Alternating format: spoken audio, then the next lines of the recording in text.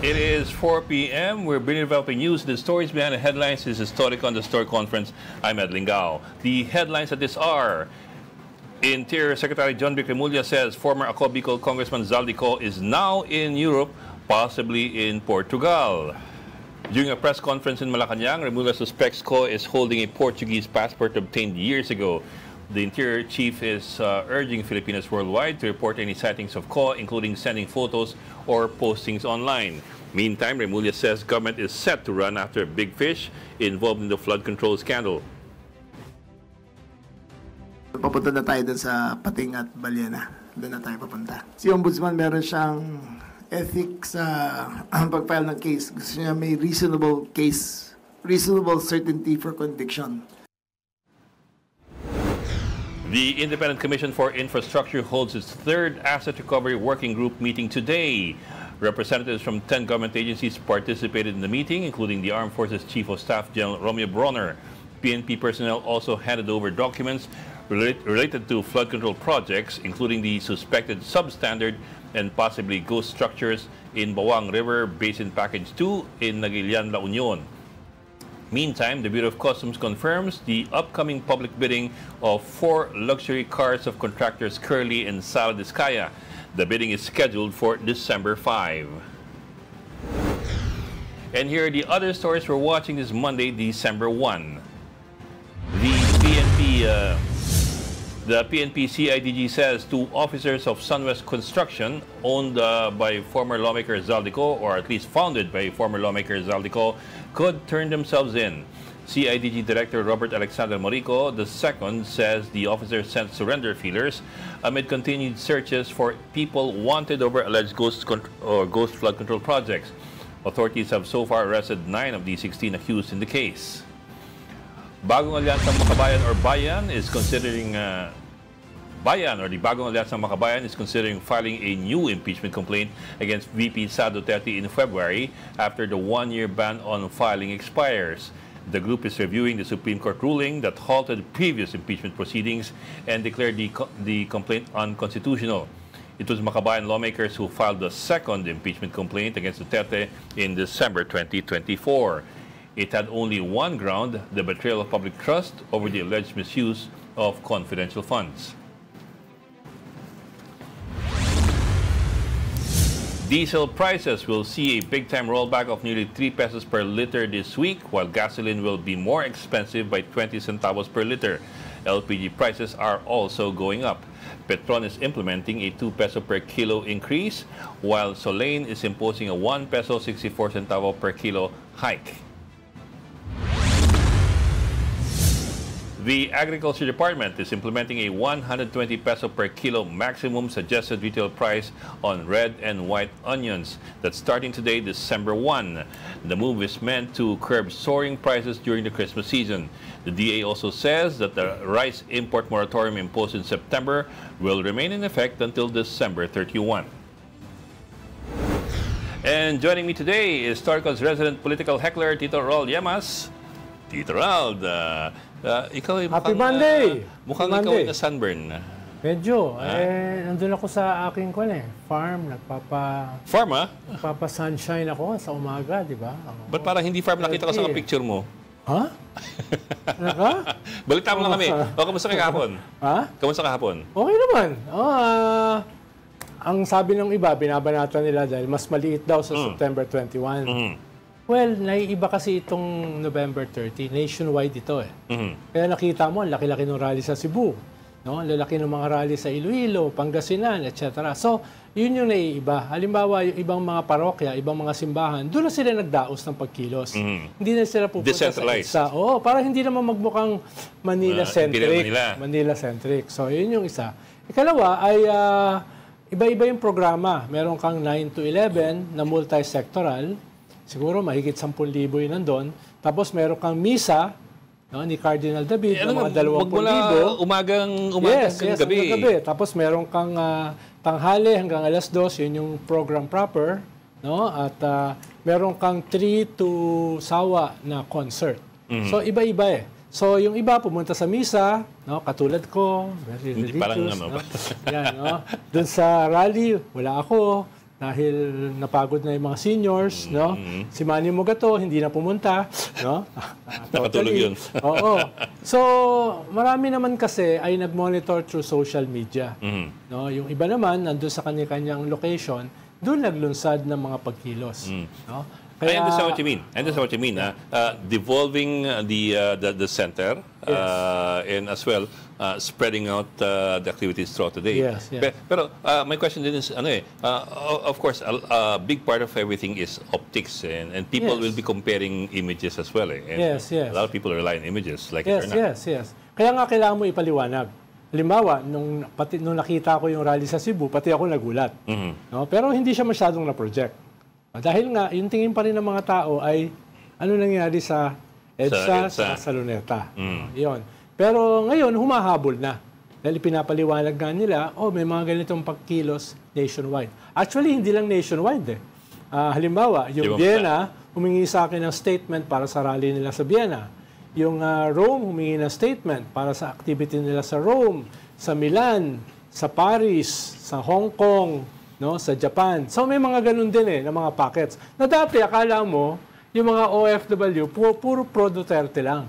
Ngayon nagbabago, no? Halimbawa, last week nung nagsalita ako sa Paris, mga kalahati ng mga OFW na doon, inaamin nila dati ay sila ay mga pro Duterte. Pero ngayon hindi na. So may ganung klaseng pagbabago. So wag lang natin tignan ito na nasa EDSA, kundi tignan din natin as nationwide. Wag lang natin tignan nationwide dahil may mga iba-iba ring mga bansa na naglulunsad ng pagkilos. Halimbawa, sa North America, meron sa New York, meron sa New Jersey, meron sa DC, etc. I get what you mean. Pero moving forward, where do we go from here?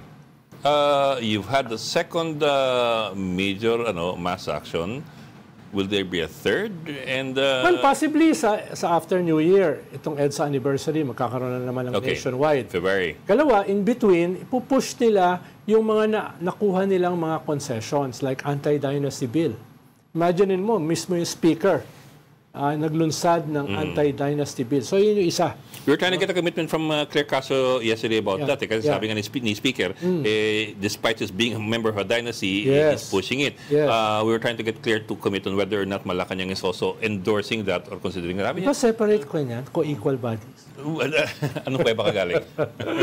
Ikalawa, halimbawa yung Truth Commission, no, tungkol dito sa extrajudicial killings, ay kailangan din ng batas dyan.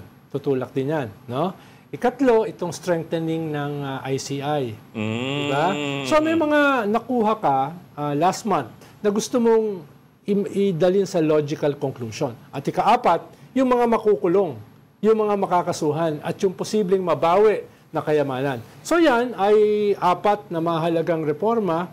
Actually, may nagtutulak pa na ikalima. Ito yung mga non-wage benefits, no? Para makatulong naman, makaigpaw sa mga karaniwang mamamayan. Halimbawa, yung pag-cancel ng VAT, pag-cancel ng excise tax, para medyo bumaba naman ng konti yung kuryente, di ba? Presyo ng kuryente. Itutulak yan, no? Mga positive reforms naman, no? na kailangan. So, yan yung mga susunod. Pan lang yan, mahigit 1 buwan lang yan, tapos EDSA na uli. So, magkakaroon ka ng pagkilos uli early February. Let me zero in particulars. For example, yung the proposal to arm the ICI with more powers, like for example, the power to hold or to cite in contempt. Kasi at this point, walang by invitation lang sila ngayon . Walang matatakot. Pag hindi ka sumipot, you're just waiving your right to appear. We asked that as well of Claire Caso yesterday. Non-committal sila so far . Separation of powers But for example, like sasabi ni Claire Caso, well, the PNP and the NBI also do not have powers of contempt, yet they're able to do their investigation though properly. So they have to be sure daw that hindi mag-overlap at hindi mag-conflict with existing laws in criminal investigations. At least that's the argument from her point of view. I don't know if it's actually hindi well, I think Congress is pushing for it, Senate is pushing for it, di ba? Kung hindi naman yan pipirmahan ng presidente, ano namang itsura niya? Pero kailangan matapos muna sa Kongreso at sa Senado and then aakit sa presidente. In spite ng mga sinasabi ni Claire Castro. In spite talaga. At iba pang mga reforms na posible. Siyempre, pag ganitong may crisis, it's also an opportunity to push for your advocacies. Well, Dati may makakaisip ba na mismo ang Kongreso maglulunsad ng anti-dynasty bill, di ba? Puro dynasty siya nandun. Even just the thought of it. At yung proponent pa mismo ay galing sa isang dynasty. With more than 20. Anak sa pamangkin nasa the same chamber. Exactly. So, at sabi niya ay maaprubahan ito as soon as possible. Ibig sabihin, December or January. May timeline siya. Are you really counting on that? Ha? Are you really counting on that? Well, sa kanila nang galing yun eh. Kami, dati pa kaming may anti-dynasty bill. Diba? I know. Pero nagkaroon ng buhay dahil nga sa speaker. Whether ito ay mako-consummate, it remains to be seen. Pero more than any other time, mas positive ito. Baka mamaya mapatalsik siya dahil dyan. Posible. Kasi what's the likelihood of Pero anong itsura nila? Diba anong itsura nila? Yeah, but it didn't ever matter to them. The movement, hindi ito lose-lose sa kanila eh. Dahil kung matutuloy, panalo. Kung hindi matutuloy, meron silang bagong apoy na magtutulak ng movement. Diba? Dahil hindi naman pwedeng magkaroon ka ng anti-corruption without anti-dynasty. Magkaugnay yun eh. Diba? Kaya, yun yung tingin ko mga opportunities. Ang sinasabi ko yan, opportunities, hindi necessarily ma-achieve yan. Okay, yan. Meron siyang disclaimer. Pero mahalaga kasi, yung outrage na yan ay ituloy-tuloy hanggang 2028. Dahil in so doing, makaka-create ka ng mga bagong mga leaders, bagong politiko na magko-contest ng power sa 2028. Leaders like Laila De Lima, Chel Jokno, General Torre, Cielo Magno, Heidi Mendoza, etc. General Torres already in the equation. Possibly. For Dahil 2028. mukhang pinoproject din niya yung sarili niya as a possible candidate. So others like him, sana makumbinsi si Vico Soto, tapos na ang term niya as mayor. Yeah. So yung mga leaders na yan will scale up. But let me put it this way. Are you considering, is Akbayan considering General Torre for any position in 2028? Hindi siya member ng Akbayan eh. I know, Pero I know. he's scaling up as himself. Hindi ko alam kung saan siya sasama. No? Sinasabi ko lang, these are potential leaders. No? Halimbawa, si Laila, hindi naman yung Akbayan. Liberal LP. Party yan. No? Si Cielo Magno, tsaka si Heidi Mendoza, walang partido yan. Mga Si Vico rin, independents sa yan. Akbayan. Si Vico, wala rin yan. Independent din yan. So, hindi necessarily yan manggagaling sa isang partido. Pwedeng magkaroon ng isang coalition. No?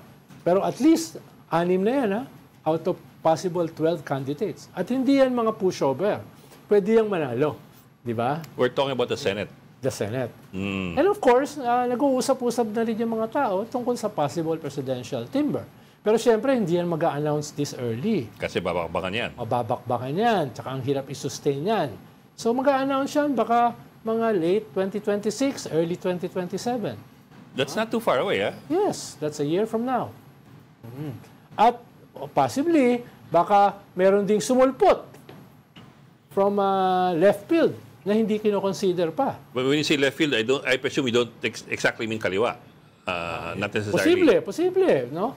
Basta parang hindi siya inaasahan. Halimbawa, si Miriam Defensor noong 1992. Walang partido, walang track record, walang makinarya, walang Yet resources. she drove the youth crazy. I covered her At the very least, number 2 siya. Sabi nga ng iba, number number 1. Oo. Diba? Si Pinoy wasn't in the running until mamatay si Cory. Diba? So even Digong, diba, was never in the running at the start.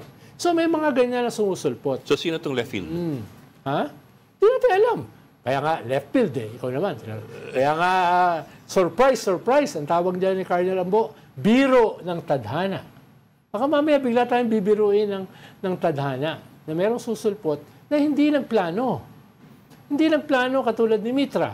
Hindi nagplano katulad ni De Venecia. Hindi nagplano katulad ni Villar. Pero biglang sumulpot. Ha?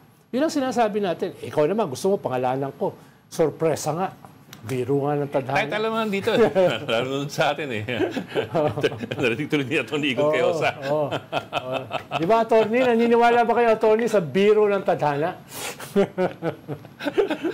Tumawag tuloy si Atty. Teka, pasok na natin. Let's bring in our guest for today. Our first guest for today, former Integrated Bar of the Philippines, or IBP President Domingo Igon Cayosa. Sir, attorney, magandang hapon and welcome back to Storycon. Magandang hapon, attorney.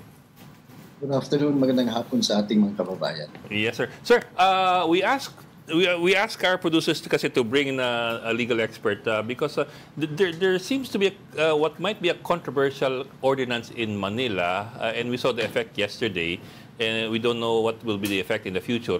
It's ordinance number 9134, banning the use of balaclavas or ski masks, helmets, face masks, caps. Teka sir, basahin ko lang para sureball tayo. I have the ordinance right in front of me. The Anti-Balaclava and Other Face Covering Ordinance of the City of Manila. Prohibited Acts, Section 4. Unlawful for any person in the territory of Manila to wear a motorcycle helmet or any face-concealing headgear that will conceal their facial features, such as bonnets, ski masks, bandanas, handkerchiefs, caps, hats, hoodies, and the like. Whenever entering commercial, government, and public establishments, okay, that's one. Whenever the rider or passenger alights within 3 meters from a motorcycle, that's another one. Or while waiting, buying from store, market, transacting ATM, or the like.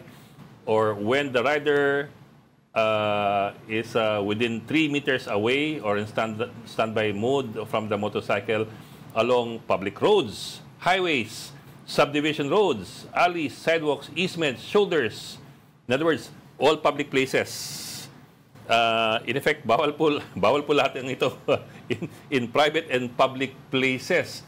I understand the argument is that it's a safety consideration dahil if you hide your identity, then it's harder for the police to catch perpetrators. On the other hand, there are those who are saying that doesn't that cross into certain freedoms and certain rights that people should be allowed to have? Although there are also exemptions, excepted for example yung religious aspect. For example, yung mga Muslim, di ba? Minsan sila yung nakanikab, yung nakaganon lang, yung mga babae. So that's an exemption. But other than that, pag meron kang sakit, accepted din yun. Meron kang transmissible diseases, and so on down the line. But other than that, in general, bawal. What are your thoughts, sir? But it's always a contest between the police power, the power of the state to protect public interest and the laws, vis-a-vis the civil liberties or the freedoms of the citizen. So in this case, kung questionin ito, at malamang questionin ito, meron ng isang grupo nagsasabing they will bring it to the court. No? Mm-hmm. And that's the proper way of testing it. Because in the past, meron na ring mga similar ordinances where the courts, the Supreme Court, ruled in different ways. No?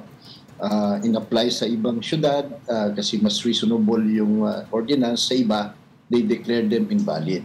So it's always a balancing of these two factors, no? Individual rights vis-a-vis the power and the duty of the state to protect public interest. Now, depende yan dun sa gagamiting test, no? Kung ang gagamitin, for example, and there are about 4 general tests being used by the Supreme Court and the courts to determine whether or not itong restriction on individual liberties is not unconstitutional. Diba? So kung ang gagamitin nila yung clear and present danger rule, which is one of the most strict, mukhang hindi ito papasa. Sapagkat yan yung na dapat there is a clear and present danger of a substantive evil that the city has a right to prevent. So hindi naman malinaw at kaagad-agad na related yung criminality dun sa paggagamit ng helmet, balaklava, mga mask at iba pa, no? Kung Actually, sir, pati gagamitin caps pati caps and hats are included in the ordinance. Tsaka, attorney, pwede ba ito na parang nasa level lamang ng city ordinance? Civil liberties ito eh. Pwede bang galing ako ng Quezon City, kailangan alam ko yung border between Quezon City and Manila para pagpasok ko ay susunod na ako doon sa kanilang city ordinance? No? Yung mga ganun ba? That's a very good point. As a matter of fact, magagamit yan ng mga petitioners, yung mga tumutulig sa dito, saying it's unconstitutional. Kasi nga, it might not be a reasonable means. Kasi paano naman, rider ka, hanap buhay mo yan, nagmamadali ka. Pagdating sa rotonda, hihinto ka, tapos tatanggalin mo yung helmet mo, tatanggalin mo yung mga scarf mo para hindi masyadong masunog ang iyong mukha, katawan, di ba? So, it might not be a reasonable means. Ano yung, hindi nga yung, hindi nga yung preventing crime. It's just to identify kung if ever a crime has been committed. So, yung purpose, legitimate, but the means might not be reasonable. Ito yung tinatawag na rational basis test. Ito na yung pinakaliberal. Mukhang sumasablay doon Kasi nga, number one, doon sa exception, sabi nila, kung may sakit ka, pwede mag-mask ka. Precisely, yung karamihan, nagmamask para hindi magkasakit. So, medyo mahirap yung ganon, di ba? And ano yung boundary between a government, public place, and a private place, di ba? And then, sasabihin, pagkababa mo sa motorsiklo mo, within 3 meters, dapat wala na yan. Hindi naman ganon kabilis matanggal yung mga balaklava at mga ibang mga mask na ginagamit ng karamihan sa ating mga riders. So, all of these difficulties, these impracticalities, might just convince the court na mukhang legit yung purpose, but this is not the best way of doing it. Yung a campaign against criminality is a very legitimate state objective, no? Obligation, as a matter of fact. Pero yung pamamaraan dito, mukhang hindi, parang shotgun approach, di ba? At hindi pa naman na ipapakita, I don't know if they have statistics, no?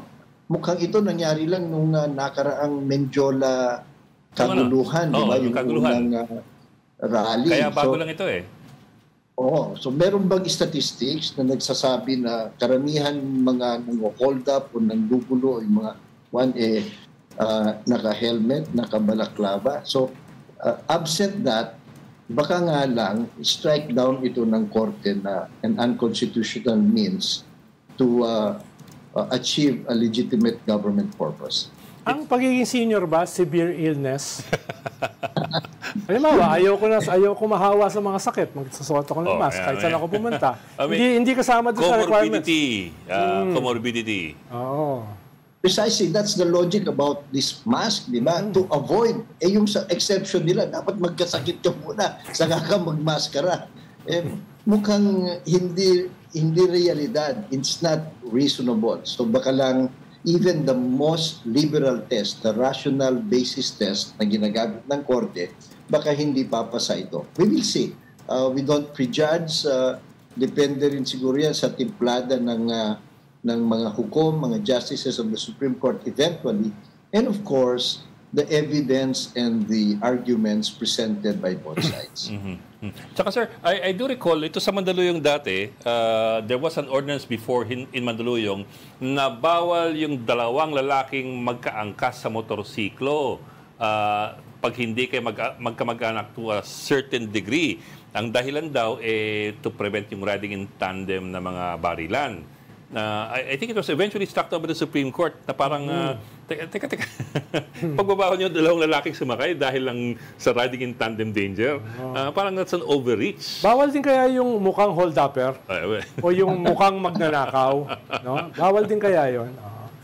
So may mga ganun sila, di ba? May mga ganun may mga ganun minsan na I suppose it's the easy way out. It's the easy way of solving certain immediate problems like riding in tandem o yung mga nagra-riot na nakabonet. Paano kung yung riding in tandem katulad ng tokhang ay mga pulis mismo? Hulihin ba nila yung sarili nila? Hindi lamang yun, halimbawa, dito lang sa sabi ng mga protesta, yung mga kabataan na creatively magmamaskara o maggagamit na helmet na buhaya. Kasi they are depicting yung mga buhayang congressman, mga kurakot sa gobyerno, mga abusado. Di ba, hindi makikita ang mukha nila. But that's freedom of expression. So ano yun? Uhuliin sila? So these are all the practical things pa na maaring gamitin nung mga grupong magka-question dito. Yeah. And I'm sure the Supreme Court will also draw from the experiences of the past, jurisprudence of the past. At baka nga titimbangin nila ito. Yung, parang kasi ito kuminsan yung bang shooting from the hips. Yeah. Yung bang shotgun approach. Ang talagang main purpose nito, sinasabi nila, para daw kung may mangyayaring krimen, identifiable. Madaling makita. Kahit naman makita kung tatamad-tamad yung pulis, di ba? O kaya yung hindi siniseryoso ang trabaho, di wala rin mahuhuli.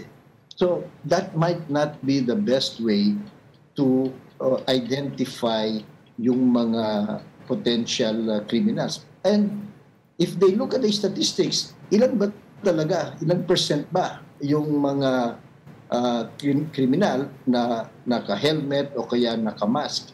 Baka wala pa sa 1% yan. Diba? So, statistics, data would definitely be very important to show whether or not it's a reasonable ordinance for that purpose of quickly identifying possible criminals.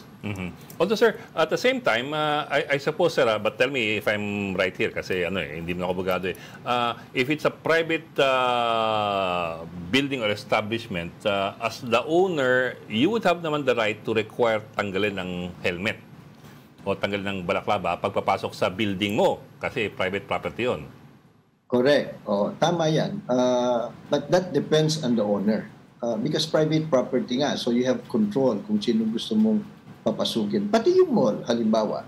Pwede, they don't need an ordinance to do that. If it's one of their requirements. Kasi yan it's a business transaction, di ba? Yeah.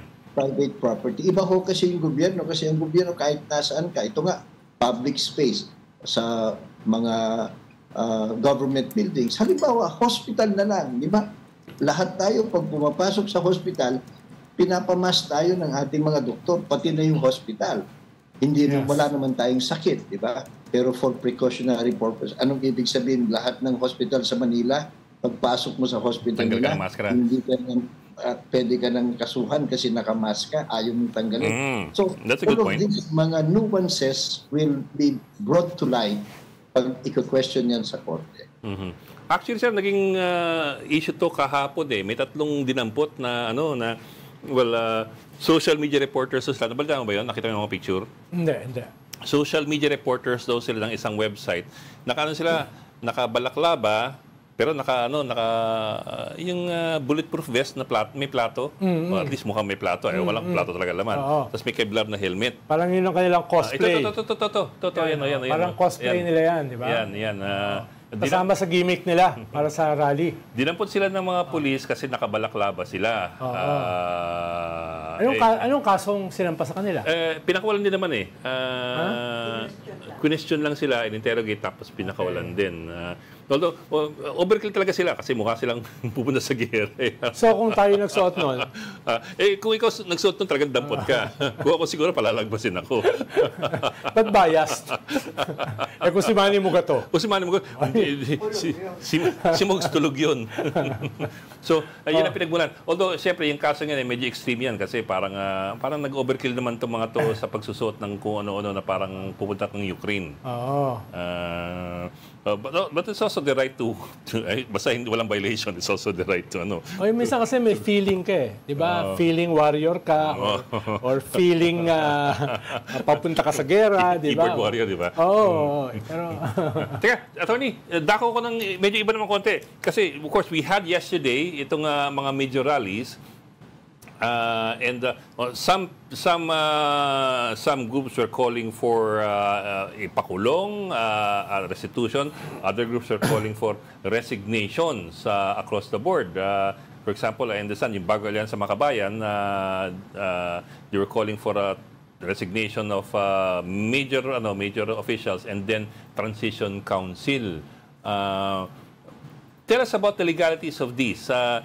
How far can you go before it becomes illegal to call for, if at all, to call for resignations? Or it's not illegal to call for resignations? Kasi I noticed sa Constitution, pwede mag-resign ng presidente sa vice-presidente.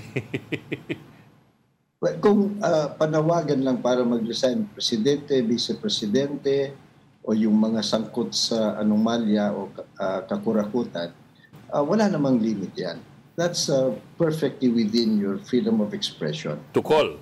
Oh, freedom to seek redress for grievances. Kung sa tingin mo, corrupt itong dalawang ito o silang lahat, edi tama nang naparesignin mo sila. So there's nothing wrong with that. Magiging illegal lang yan if it will cross the line of, for example, inciting to sedition or inciting to coup d'etat. Meron kasi tayong provision sa ating revised penal code that punishes crimes against security of the state.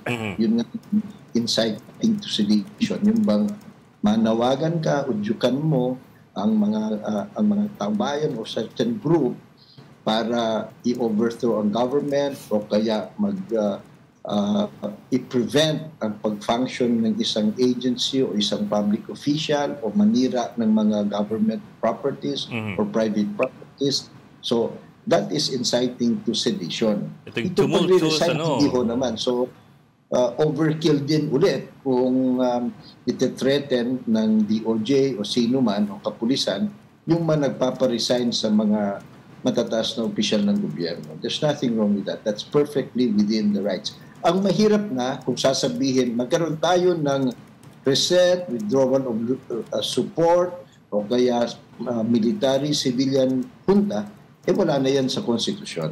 Paano, attorney? Paano kung attorney? The legal rule or constitutional process of succession. So, if they act on that, they are serious about it, and they do acts to make sure or to push it towards fruition, then it could be inciting to coup d'etat o kaya inciting to sedition. Paano, attorney, kung asking the military to force the president and the vice president to resign? Well, if you use force or any illegal means para pa-resign sila, that might already be within the purview of inciting to sedition. Kasi nga, yung sedition, yung tumultos, yung magulo. So yung puwersa, depends on what you call puwersahin, di ba? Halimbawa, manawagan yung mga kapulisan o yung mga opisyal o yung kawani ng ako rin naniniwala, sangkot mga ito sa mag-resign na rin kayo, walang problema yung gano'n. But, as an institution or as a unit, to do that, you might be crossing already into the realm of criminal liability. What if certain groups propose transitional councils or transition governments? I mean, it's not the first time. Kasi, for example, one was EDSA. There were some people who were doing that. Also, EDSA DOS, there were also other people who were doing that. Of course, on the other hand naman, meron namang mga nag-push na talagang constitutional succession. So what if certain people call for resignations and then take over by a council? Well, if they're just proposals or options, yung mga academic discussion, ito mas maganda ito, mas efficient, kaysa yung wala namang problema yan. If you're just presenting options, it's just an opinion.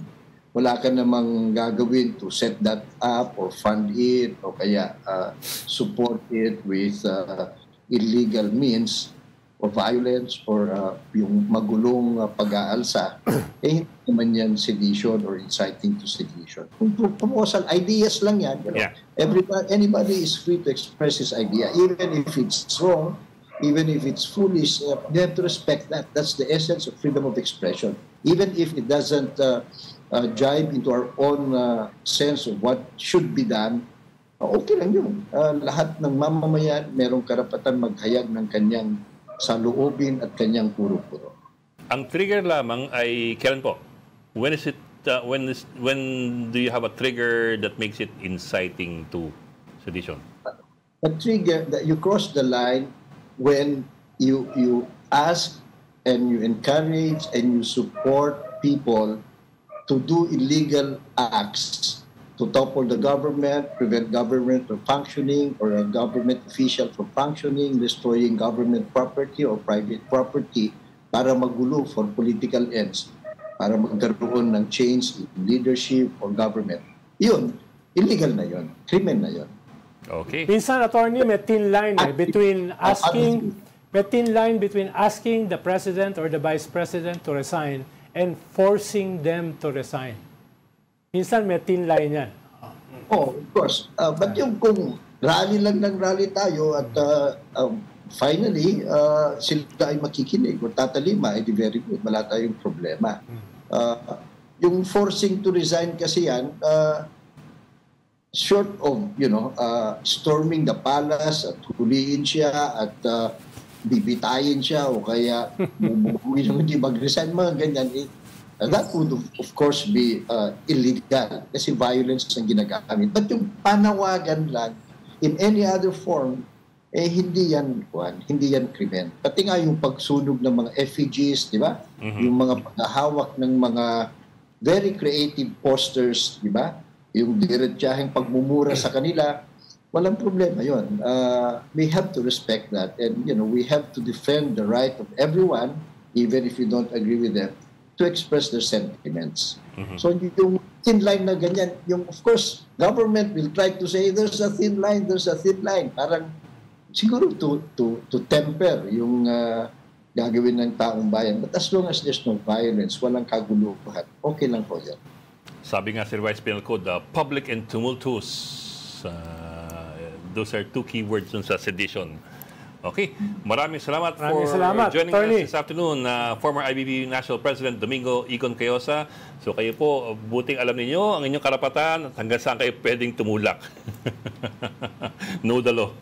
Okay, thank you po, Attorney Cayosa. You're watching Storycon on One News. We just need to take a break. We'll be right back. This is the Story Conference Group or the Storycon Group.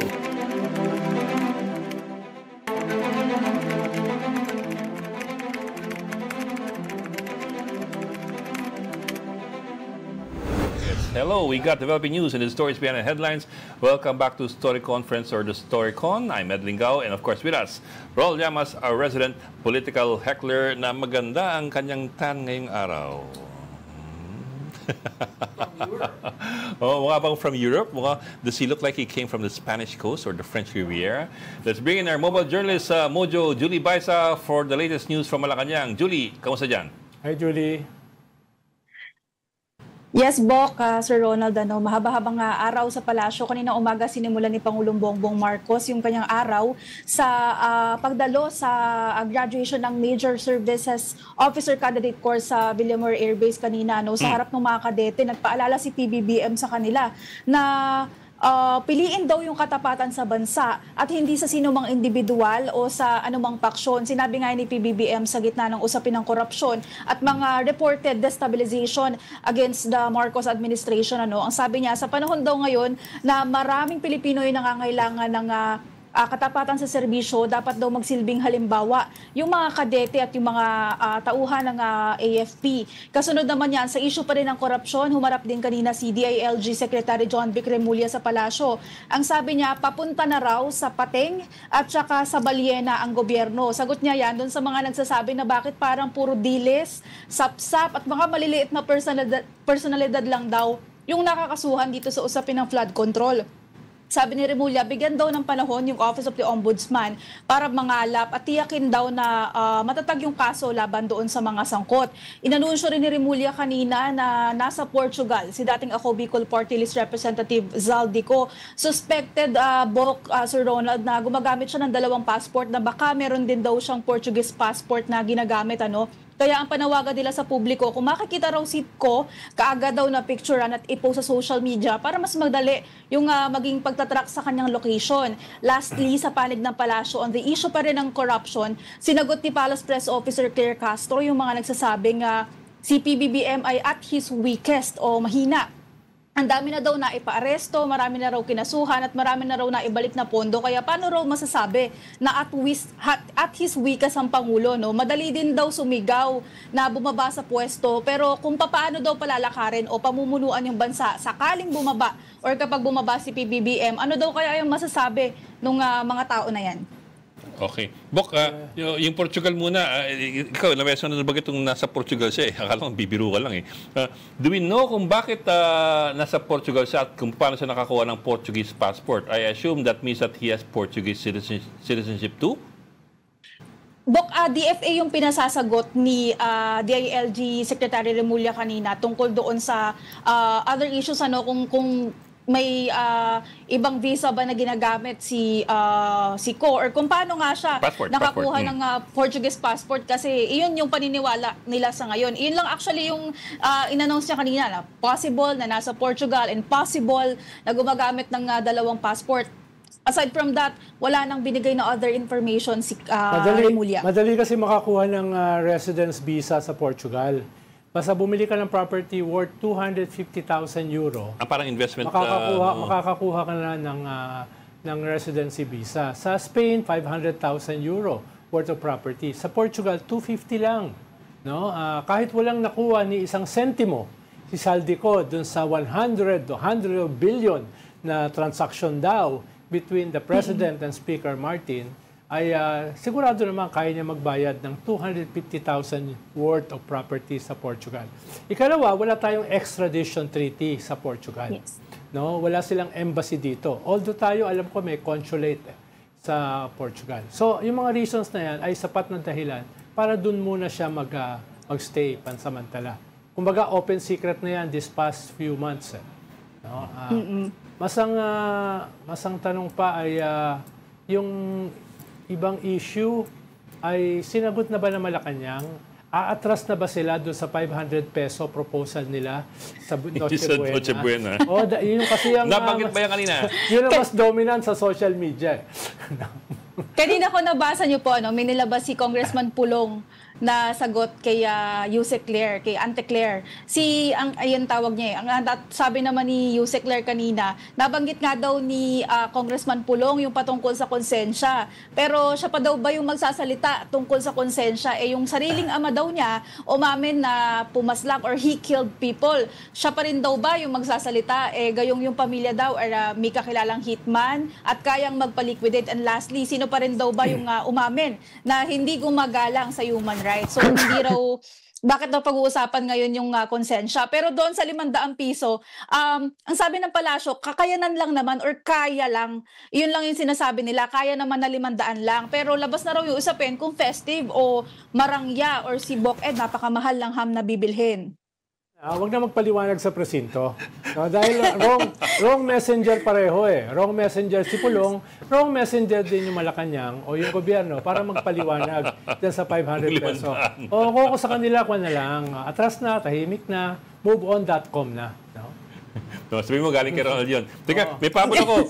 Before we let you go, Judy, meron ba binabanggit ang palasyo tungkol sa story ng PCIJ ng mga allocables, the new kind of pork barrel that's been in place for the past 3 years? According to the PCIJ, si Sandro Marcos got the most allocables in the last 3 years, mga 15 billion pesos na mga projects. Nakasama pa rin daw dito sa 2026 budget. Meron pa rin daw. Yun yung mahalaga. Oo. So, may ganun. Tapos number 2 daw at 14 billion would be the President's cousin, si Speaker Martin Romualdez. We tried to ask that of Claire Castro last night. Kaso sabi ni Claire, hindi pa yung nababasa at hindi pa siya nakapag-coordinate with the President as far as that story was concerned. That story came out on Saturday night. So we were hoping na baka by today, meron na silang response doon sa allegation that Sandra Marcos apparently was a major beneficiary of this new kind of pork barrel. Hindi namin yan napag-usapan kanina, Bok Edano, pero ipipila natin kay Yusek Claire kasi usually naman when nagre-request tayo ng reaction sa mga ganito, madali namang nakakausap. Basta lang nabasa na niya or basta But we told her about it last night when we were live and she was begging off kasi sabi nga niya hindi pa yung nababasa. Sige, pero we still try to push the story or push the question. Pero yun nga, she could only give limited answers. But that was last night pa. So, by tomorrow dapat sige, ipipila sasagutin natin kay Yusek Claire. Hindi mo na problema yun, di ba? Basta kung may problema doon. Okay? So, Bok, pushan natin yun, ha? Na allocable sa, kumbaga, parang nag-i-insert sila. It's not the old pork barrels that we used to know na lump sum funds. Ito ay ano? Well, substantially the same. No? Substantially. It's just politicized allocations.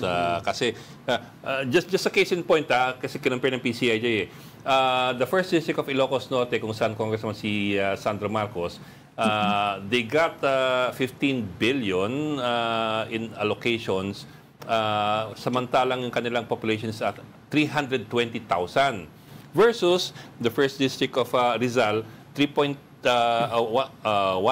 million ng population, pero ang allocables nila wala pang kalahati ng Pero nakakapagtaka rin yung number 3, First termer na congressman sa Taguig. More than 3 billion na kagad nakuha niya. Bagong-bago. Tapos hindi siya masyadong kilala bagong-bago. Pangalan niya So all these things, in other words, heavily politicized daw yung allocations coming from the NEP. So yun, let's work on that. Maraming salamat, Julie Baisa. Maraming salamat, Julie. Okay, we bring in as well Mobile Journal Arles de los Santos. Arles, sorry for the long wait. He has updates on the ICI, the Independent Commission for Infrastructure. Arles, go tayo. Bokat Ronald, katatapos nga lamang ng meeting para sa asset recovery ng Technical Working Group ng Independent Commission for Infrastructure kung saan dinaluhan yan ng 10 mga ahensya ng pamahalaan. Kasama na dyan yung AMLAC, BIR, LRA, LTO, maging yung DOJ at PNP. Kanina nga nagbaba sila muli ng another boxes na naglalaman ng mga dokumento kaugnay doon sa mga maanumalyang flood control projects ng pamahalaan na ngayon nga daw kailangan para matukoy at sa gayon na rin makatulong sa isinasagawa nilang case build up. At yung meeting nga nila una na ng tanghali nakaset at ilang minuto pa lamang mula nang matapos ito. Bukod pa dyan nagkaroon din ng kumpirmasyon yung Bureau of Customs na yung ikalawang bahagi ng public bidding ng mga naiwan sa 7 mga sasakyan, luxury vehicles sa mga diskaya noong naunang bidding ay ibebenta na rin pero mas mababa yung halaga ng mga ito kagaya na lamang nung Rolls-Royce na may iconic nga na payong na ibinili daw ni Sara Diskaya para from 41 million ay magiging 36 billion pesos na lamang daw ito. Kung hindi pa rin mabebenta tong mga sasakyan na ito ay kakailanganin daw na maghanap sila ng mga direct buyer or yung mga ready bumili and then magpapasa lamang ng requirement and then yung kanilang last option kung hindi pa rin mabebenta ang mga ito ay kakailanganin na itong sirain pero kailangan pa rin yan tignan at planuhin kung paano nga ba madidispatcha ng mas maayos ang mga sasakyan na ito. Arles, pwede ba kami mag-bid ni Ed Lingaw para doon sa payong lang? Pwede ba yon yung payong lang? Mga magkano yon kung payong lang? Hindi kasama yung sasakyan. Hindi natin nakuha, Ronald, yung halaga ng payong. Pero kasi itong 4 na mga sasakyan, kasama to doon sa mga sinurrender na ng mga diskaya dahil nga may ilang itong mga issue sa mga papeles. Actually, bukod pa doon sa Rolls-Royce, binabaan na rin yung presyo doon sa Toyota Tundra at Bentayga. Ito yung mga iba pang luxury vehicles sa mga diskaya. At inaasahan nga na hoping sila ang BOC na mabenta na ito agad. Magkano ba? Kaya na ba namin? Hindi pa rin. Hindi pa rin. Depende.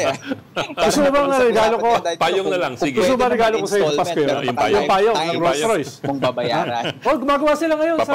Papimprenta mo lang sa Divisoria. Divisoria, meron ngayon. Lulokohin pa ako eh. Teka, Arles, bakit sa asset recovery meeting ng ICI kasama si Bronner, si Gerald Bronner, ang AFP Chief of Staff? Meron bang i-recover mula sa AFP o ang AFP makikirecover ng assets?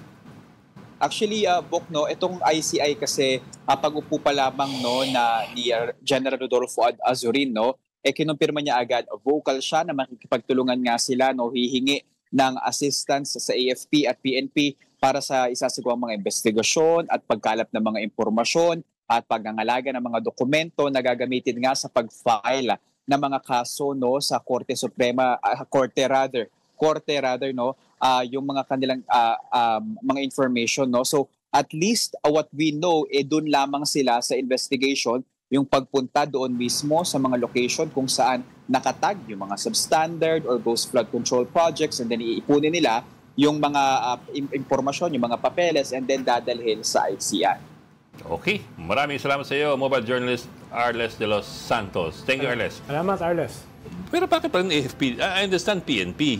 Pero bakit AFP? Baka mas symbolic, parang panakot. So, magdadala ka ng Simba? Oo. Tsaka yung RPG. RPG. na hindi galing sa Lazada at eBay. sa Shopee. Oh. Di na magigets, hindi na nakita yung picture eh. Okay, maraming salamat for joining Storycon today. Our international man of mystery at preskong galing sa rally mula sa EDSA at napakaganda ng kanyang sansan. Mr. Raul Llamas, kaway-kaway. Kumuwi nga. Just again tomorrow at 4 p.m. for Storycon. I'm Madeline Gao, kapatid. We are one news all sides all the time. This is the Story Conference Group or the Storycon Group.